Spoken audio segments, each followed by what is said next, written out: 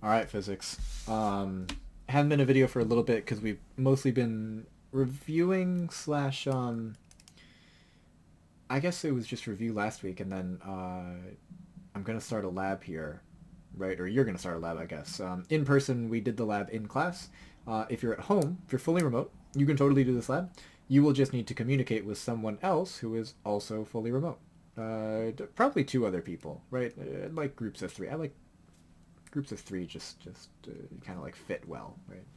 It's that rule of three or whatever from English. But the lab that you're going to start is on this topic, right? It's on power. So what you're going to do is you're going to calculate how much power do you generate running up the stairs. Running safely up the stairs, hopefully. Like, no, please don't like fall on your face while you're doing this if you're fully remote, because like that's a little embarrassing. Also, I'm gonna get all kinds of questions like, why is my child like sprinting and breaking their nose on the stairs? Like, please be safe while you're doing this. Um, but you're gonna calculate, right? How many watts of power do you generate running up the stairs, and you'll compare it to two other people to see, who generated the most power. We did it in class, and we have times for that, but this these videos, or at least this one in particular, is kind of directed more towards fully remote students. So what you're going to be doing is you're going to find a staircase right in your house, right? And you're going to go from the bottom of the stairs, and you're going to run, well, sprint safely, right, to the top of the stairs, right? And you're going to time it, because if you look, right, so here's our equation for power. What is that? Why is that? Hello? Right, here's our equation for power. It's work divided by time, or force times distance over time, or force times velocity. I, the way that I'd like you to do it, and the way that kind of makes sense to do it, isn't actually listed here. Right? The way that I'd like you to do it, it's still work divided by time, but we're going to measure how much did your energy change divided by time. If you think about it, right, down here on ground level, you have zero potential energy. And then when you get up to the top of the staircase, you have some amount of potential energy. Right? And that's how we're going to do the top part of our fraction. That's how we're going to figure out how much energy you gained. The amount of energy that you gain is going to be potential energy, right? So it's going to be equal to mass times the acceleration due to gravity times height. Now you can figure out the height of your particular set of stairs by the easiest way, honestly. Measure one stair and then multiply it by however many stairs you have. So if you have one stair, and measure it in centimeters, or measure it in inches and then convert to centimeters, or eventually meters. You need to end up in meters. Your height has to end up in meters. Um, so let's say that one stair was 10 centimeters and you have 10 stairs. That means your staircase was 1 meter. Chances are pretty good your staircase is taller than that. It's probably close to about 3 meters. Most houses are about 10 feet. Or I guess between 8 to 10 feet. But you'll do that measurement, right? You know g. That's the acceleration due to gravity. Right? And here's part of the reason I'm having you do it by yourself and then just compare numbers with other people later. Is because m represents your mass, which is related to your weight, which is something that, like, not everybody needs to know that, and that's fine. So you're going to do your own calculation for your potential energy gain.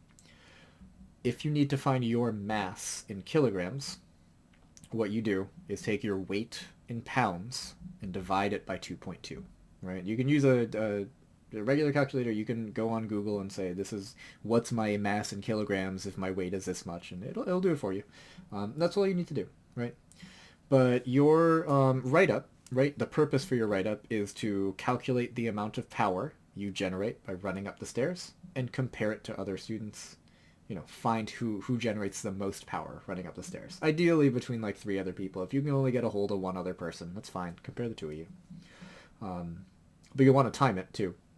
So you need to time yourself, right? It's probably easiest to time yourself. You can get a parent or a sibling to time you.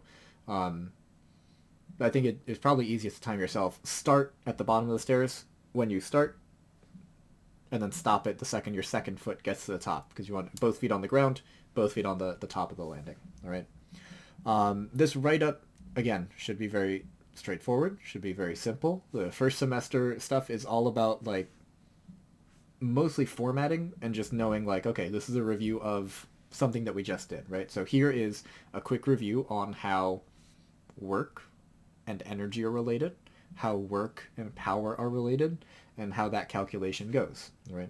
Now, in your analysis, talk about how you did, you know, all of this stuff and why this works and why, because this is how to calculate for power, but I couldn't do work as force times distance because, that was a little complicated, so we used change in energy. The energy that changed was potential energy, right? Make it flow, make it nice. Um, Also remember that the units are right here. The units are in watts. I can't emphasize this enough. Please be safe while you're doing this. Like, don't, make sure there are no pets around. I don't want to hear that, not only did you break your nose, but you broke your dog's ribs, and like everybody's going to different. Please be smart about this, okay? I'm not saying I don't trust you, but I've done this at school, and people have gone, tried to fly up those stairs, and enough close calls to just please be cautious, all right? Um, the lab will be due on the 19th, which I believe is next Tuesday. Check the date. Yeah, a week. So a week, right? You have until next Tuesday to hand it in. That assignment will go up fairly soon. So if you do finish it early and you want to turn it in, submit it to the assignment, call it a day. On Wednesday, Thursday, Friday of this week, we'll be doing different other review, right? So I'll bring in some other review questions. We'll do some other review. I don't want to go overboard with it, so I'm going to try to do one more lab in between now and the end of the marking period, right? So if there ends up being a lab that is due kind of like during midterms or, in that time period, I will let you know. I just don't want to go overboard with practice questions because I know that it gets repetitive and boring.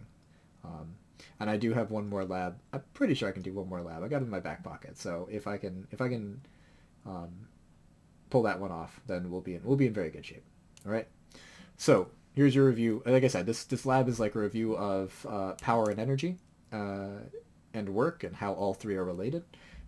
You'll be doing the calculations and comparing them with other students. And like I said, turn that in by next Tuesday. In the meantime, I'll see you either in the next video or in class the next time I see you. All right? Take care of yourselves, physics. Be safe. Be smart. Please, please, please be safe and smart.